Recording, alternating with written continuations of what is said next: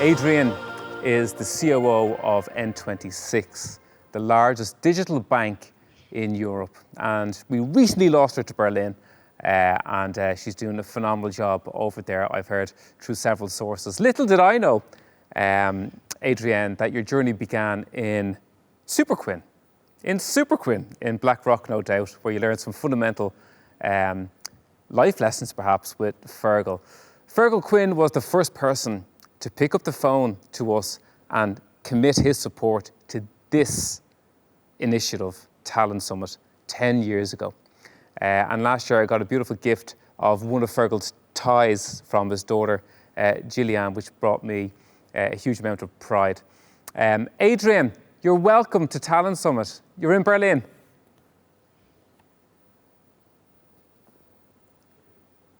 Thank you very much. Bye-bye. Adrienne, welcome. Can you hear me?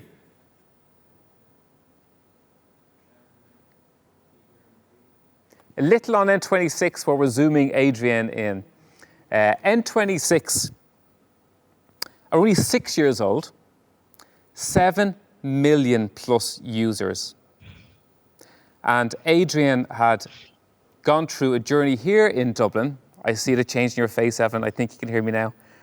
I was doing a classic COVID, and I was probably on mute when you were listening. Adrienne, I was just saying that your journey began in Superquinn in Blackrock, and Fergal Quinn was the first person to commit to supporting Talent Summit 10 years ago. You learned some life lessons with Fergal Quinn. Wow, I certainly did. I guess it was a very long time ago. I daren't say how long, but I was 15 and I wanted to go to London, and my dad said if I got a job and saved the money. I think it was an idle parental thing, but I went to Superquinn in Blackrock and I got a job packing bags and saved the money to go to London. He had to ultimately let me go. But actually, I stayed in Superquinn throughout school and really learned a lot about customer service, how to differentiate yourself, how to think about customer first. And I'm not sure I appreciated it at the time, but it certainly instilled something with me pretty early. I also reflected on how well Superquinn worked with it as a team and the way in which people were looked after. I think that also stayed with me a lot. Just looking at your journey, Adrienne, it's interesting. So we had Fergal's daughter, Gillian, here last year, and she gave me a beautiful gift. It was one of Fergal's ties. Oh, wow. And I wear it with pride. And I remember in collaborating with Fergal, there was an Irish saying he used, Eish le fum na hound agus yog tu on isk. Listen to the sound of the river and you'll catch the fish. You'll get the fish. But it was about listening to the customer. Yes. And yes. I've also heard, so obviously you've done tremendous work both at Google here in Dublin and at Dropbox, that your obsessive focus on customer, that you were key to transforming Dropbox from being a product-driven company to in many ways being a customer-driven company. And now you've brought that customer obsession to N26. How's the world at N26 and how's it different to the world of Dropbox, Adrienne? Well, very different in many ways, and then lots of I think similarities. I suppose I'm only 5 months into my N26 journey, and what's different? It's a different country, a different city. There's a global pandemic. When you start a new job, and many people I'm sure listening in have changed roles. That's challenging. Most interestingly, it's a bank, which is not a background that I come from, and not a job I ever thought I would take. However, the similarities are it's a startup. It has huge growth. It is disrupting and creating and addressing customer needs for the 21st century on an area that I feel passionate about as a consumer, retail banking. And so it comes with all of the challenges of a startup, of hyper growth, of opportunity and entrepreneurialism. Leadership, Adrienne. High touch leadership for low touch economy. So in your experience in transitioning during the pandemic, whose leadership has shone the brightest and you've admired the most? And what's different about that style of leadership through this high-touch need in a low-touch economy? Gosh, this may be controversial to say. Yes. But I think my admiration, and it's not necessarily a single individual, but it is actually for the leaders in government. Now, I'm sure that's very controversial with many listeners, but let me explain why I say that. A year ago, I think we all remember the first case in Ireland. I'm sure anyone from Germany or Sweden or other countries listening remembers it from their parts of the world. And the government was almost plunged into crisis. Every department, from health, finance, education, every minister, every senior civil servant, every frontline worker, and suddenly had to react. I think we all thought when we started to work from home, for example, we thought we'd see each other in 2 weeks' time. And I think probably everyone started this crisis thinking the same thing. And it's been a crisis for 12 months. And the virus has outpaced any strategy, any planning. And I deeply admire how leaders, more or less, have really tried to be front and center, have tried to show leadership, have tried to make really, really difficult decisions month in, month out, whatever about doing it for a week or two. And I think what I admire the most is the tenacity over the course of the year, but then also having to do it with full spotlights on every single sentence you say, every micro decision you make. I'm not sure how many leaders listening today would stand up to the scrutiny of having the world assess your every move over the past 12 months as a leader.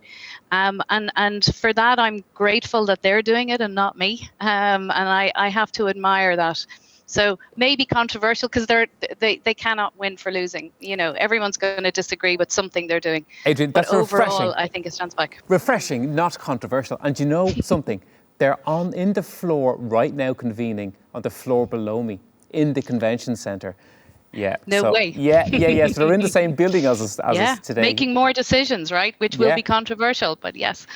Yeah, no, I like that. So if leadership, Adrienne, is about how people experience us in our presence, you've had little or no opportunity to be in your team's presence since you've joined N26. How do you think they've experienced you in this virtual world? And do you think it's different to what they would have experienced from you within the space? Probably in some ways. So I can give the very jaundiced view of what I think they've experienced, and if you had a panel. Well, here they are. We just brought them in, Adrienne. Please do. How many answers do I get right? So I think in the past, in past roles, I have had a lot of teams who have not been in the same office space as me. I've managed teams all over the world, and I suppose have built a muscle of trying to be able to build relationships and understand people, stand in their shoes, as it were, wherever they are, and understanding that I need to put more effort into people that I'm not seeing at the coffee machine or people I can yell over across the desks. And I think coming to N26, very, very few people are in the office, obviously. Most people are working remotely. And so I very consciously sat down before I joined and made a plan of how am I going to do this? How am I going to build a trust? Because it's not like I can visit them once a month or you know, with some people, maybe they come into the office, but the vast majority don't.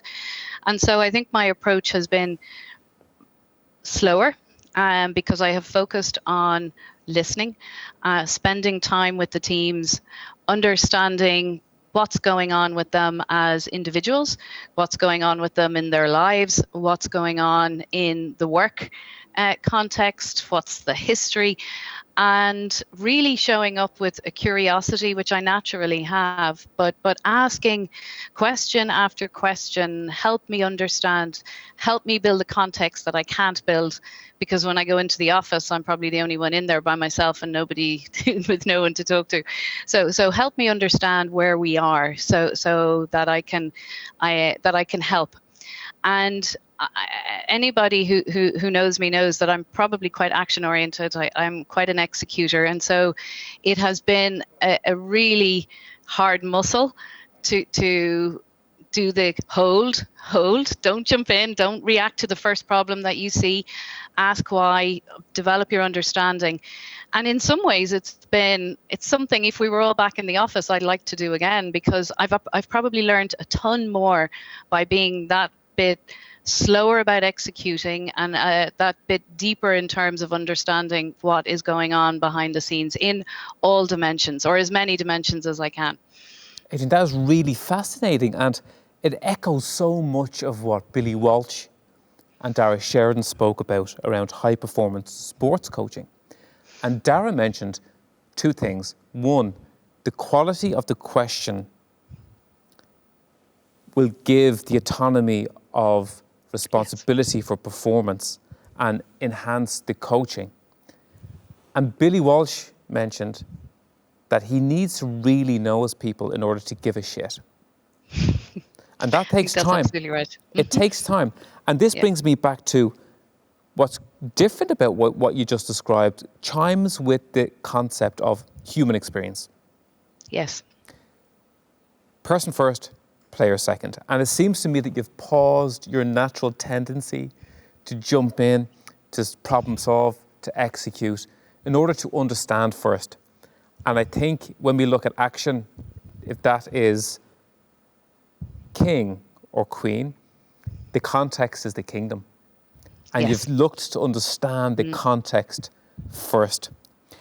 How do you pull the gears, and how do you, like, how is that experienced, say, within your heart and within your mind, Adrienne, to try and not go with your natural tendency and to go at a different pace?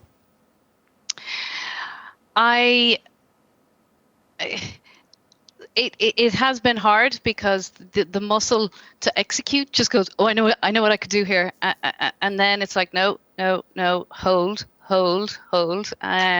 It's almost like writing it on a little post-it and having it on my laptop, hold, and just to reinforce.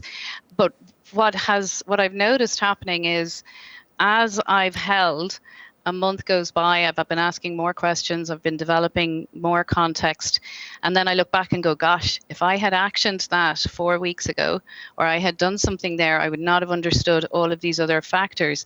And so that has given me the continued momentum and confidence to be aware of, sometimes you have to make decisions. I can't sit back and be curious for a year and just chat to people. Obviously, we need to move on certain things, but being aware of even how, when a decision is coming, to say, based on what I've learned, and here's the things that I've learned, and here's the context that I understand, I think we need to develop a plan to do X or to do Y. And I'm aware that I still may not have all the context. And I'm also aware that I've got a role model making decisions when we all don't have all the context as well, so that the team says, are you 100% sure? I've had a number of people say that to me on things. Are you 100% sure? And I say, no, I'm not. And I'm not sure I'll ever be. But I'm above 50%. So, let's go. Or maybe I'm 80%. That's a really good day. But we have to move on this. And with the information we have, let's go forward. But let's check in on these other pieces we're not so sure about in a week or two. So I feel like the decisions and the executions are more measured than maybe they would have been in the past. It also sounds to me, Adrienne, how you've arrived at some of these decisions, A, is considered, but B, your decision is just. That your decision has got the credibility of those you've sourced opinion from. So the process of arriving at the decision has given you the backing and the justification and the support for that decision, which is critical coming into a new organisation, trying to influence a new team in this context. Yeah, I think that's absolutely right. It is about the process, and at some point I own making the decisions, or I own making sure we're moving forward, and so and if people disagree, which they do, helping people say I hear you, but also setting the parameters around the feedback or the information people give me, which is, thank you, I will consider feedback. That doesn't mean if you say, I don't think you should do that, that I won't do it. It means I'll consider, and I'll ask why you think I shouldn't, and maybe that goes on my list of risks that I need to think about. So it's helpful when I hear why I shouldn't do something, because then I go, okay, well, we still need to do it. But I'm really clear that it's not consensus necessarily, right? I want input. I want to understand. And with the information that we have now, we make a decision and we move on. And we maybe have to make a future decision down the road if we find that the path we've chosen is not the right one, or circumstances have changed, or more information comes to light. So it's doing that in a way, but bringing people with you so they don't go, well, last week she said we shouldn't do it, and this week she's saying we should, and sure, she hasn't a clue. So it's really bringing people around what your logic is, and to your point, the process, what has come to light that has meant we need to rethink the decision, if anything. Yeah, I'm interested in that, Adrienne, and I think about myself and my own colleagues, and we're great friends. We're really super friends, and again, friendship matters when the chips are down, and the chips have been down over the last 12 months, and we've showed up for each other when we were needed most by each other. And I'm curious to know, building trust through this time of crisis, like, is there anything that you've seen work particularly well? Like, we would use, again, we'd explore this with NASA later today around assuming positive intent and its power to create that kind of space, psychological space and safety for candor, to challenge one another, to propel forward. But have you seen anything that's worked particularly well in building trust and assuming positive intent in terms of how you've been received by the wider team? Yeah, I think there's a number of things. I always start, or when it comes up in conversations, maybe one team is saying, well, that team never deliver what we need, and this team is saying, well, they are always throwing a spanner in the works and we can't. And one way to diffuse that, I always find, is to go, everybody, we are all here because we believe in the opportunity we have to disrupt retail banking. We're all here doing the same thing. So good intent, like, let's just get back to why we're all here. We've all come from different backgrounds. Why on earth have we all ended up in the same space? Because something's uniting us. And that can just sometimes bring the, oh yeah, okay, let's get back to good intent. I think in terms of building trust with me, I talk about my curiosity. I frame my questions in terms of, I'd like to learn more about this, or I'm asking this because I don't actually understand the process behind it. It's been an oft-repeated one as somebody coming into banking, not from a banking background. I've had plenty of opportunity to say, help me understand how this works, and why would we have made that decision? What was the context back then? As opposed to, oh my God, I can't believe we're doing this. It's much more about respecting where we've come from. We're a startup, and there's been huge growth, so we decided to do X. What was the context when we decided to do X, and developing the relationships with people through that curiosity as opposed to that judgment from a personal perspective with me, I think has really helped people to open up and say what, give me the answers, or give me their perspective. I think the other thing is creating environments of psychological safety. So again, I don't know how long I'll be fresh eyes, but asking genuinely, listening to employees round tables where I say, don't tell me what I want to hear. Tell me what I can help you with. Tell me what you think, what you would hope is keeping me awake at night from your perspective. What problems do you hope I'm solving? So really trying to understand, because I know I get one view, and I have my perspective and my biases, and my background comes in and fills in any gaps. And so it's really important to me to challenge any assumptions that I have, that I slip into, and really ask people to tell me why I should care about this, or tell me what I care about this, tell me why that's wrong. And people will either say, yeah, it's wrong because of A, B, and C, or actually that's exactly what you should care about. And so I approach it, I think, and my aim is much more about a partnership. I see my job not as your job or your job. You're paid to do your job. I can't do your job. So don't ask me for the answers, because you probably know the answers better than I do. My job is to help you get to your answers and help you get to solve the problems that need to be solved. So what can I do to help? And I can only do that if I have some sense of you, the person, you, the context of the work environment and the problem that you're solving. There's so much in what you've just said, Adrienne, and to unpack it, I think just to pause for one moment. To use your curiosity over judgment, that is powerful. To have the self-awareness and the understanding that your experiences and natural tendencies or biases or whatever you want to call you and your thinking and your beliefs will fill the space in front of you unless others step forward to fill that space. And you mentioned partnership. Isn't the partnership about meeting halfway in that space? Mm-hmm. So creating the space in the first place is a job of the leader. But if we are to leverage the trust that you spoke about, the positive intent, but not having all the answers, being between 50% and 80%, I hope it's more 80%, sure on decisions that you make most of the time. If any customers of N26 are listening, don't worry, they're all on the side of 80%. We've got you, kid. But it's like a chess game. It's like a chess game, and it's a meeting of peers. Like it's about creating the climate. We had Ken Robinson, who sadly passed away in the last year, on this stage in this very room, Adrienne. And he spoke about the shift from control and command to climate control. We create the climate or the space for others to fill. Yeah. Yeah. And it's exactly what you've just described. You just reminded me of that story that he told.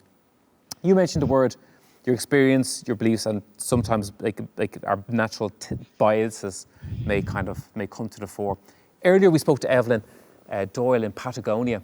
She's in Amsterdam, Adrienne. And we're talking about some of the risk as we reconvene into offices of some parts of our team building managerial capital, time and engagement, relationship with management, and the risk of people not getting recognition in a remote or hybrid setting because of this potential in-office bias.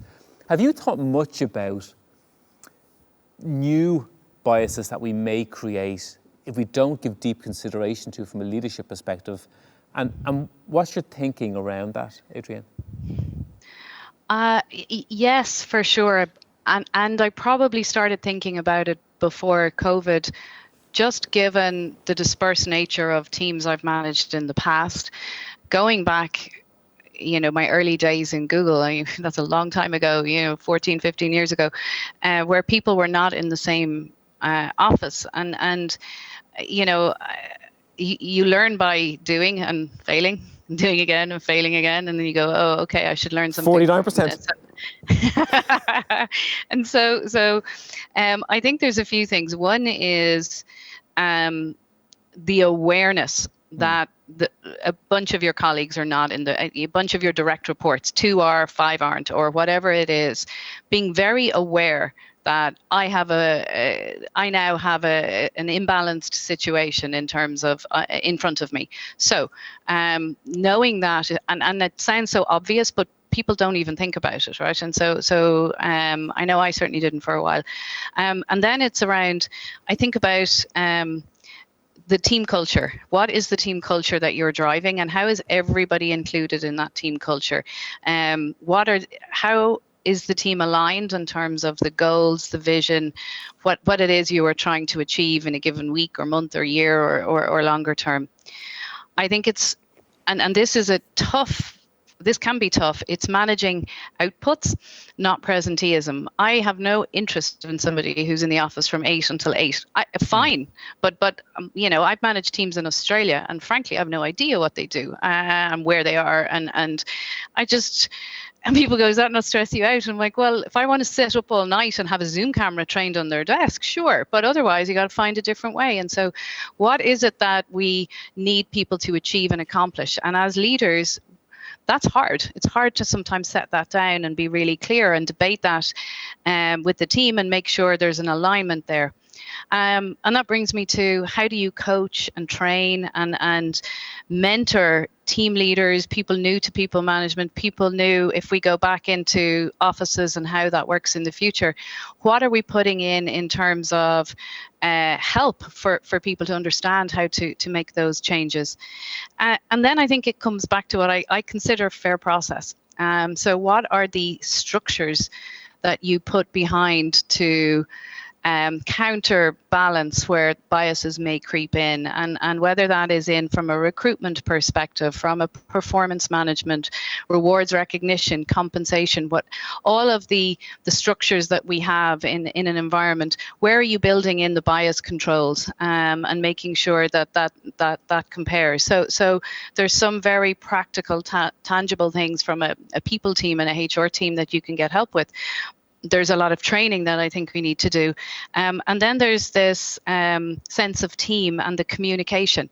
I always biased, and now everybody's remote, so everybody's even now. But in previous roles, I would bias to the people who weren't in the office, that their one-to-ones were longer, that I never ever missed their one-to-ones. I'm sure they'll say yes, you did every now and again, but for the most part, don't skip them. They're really important. They're the only bridge you have.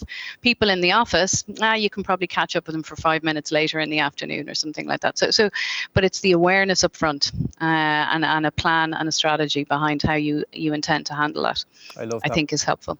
Bias controls is really interesting, but given deep consideration to understanding what they are, I think is the first point. And if we look at this from a leadership perspective is one thing, but I also think there's an awareness and an alignment and a body of work to be done amongst our employees to understand individual micro patterns of work. So if we're distributed, Adrienne, that individuals understand this concept of HX, human experience, that we respect the social, the mental, the physical well-being of each individual. And that's a contact sport, that's one-to-one. Yes. So we need to understand that at a fundamental point. And you mentioned presenteeism. The opposite is also true of virtual teaism. So the fact of always having to feel on because somebody's pattern of work doesn't marry with yours, and again, to get rid of this non-linear thinking that I know you're involved with in Dropbox. So I think the body of work that's ahead of us is tiered. There are layers of challenges and opportunity. But it seems to me from what you've said and listening and learning from what you've just said, Adrienne, we are, I think, 4 years trying to get this interview on. I'm so happy we got to do it at a time where we've so much to learn. And I've taken so many key points away, and I know our community have as well. Adrienne, I just want to conclude just by thanking you and wishing you well personally, and obviously with your next play and this adventure. Again, I've been a long time admirer from the sidelines of the work that you've done. But more importantly, I know people who've worked with you and been on the journey with you and the impact you've had on them. So I want to commend you for that, thank you for that, and to wish you every success and health on the next stage of your adventure, and to come back to Ireland soon. If they'll let me. Robert, thank you so much, and wonderful event, great lineup, fantastic speakers. Thank you. Pleasure to speak with you. We'll see you later. Thanks, Adrienne.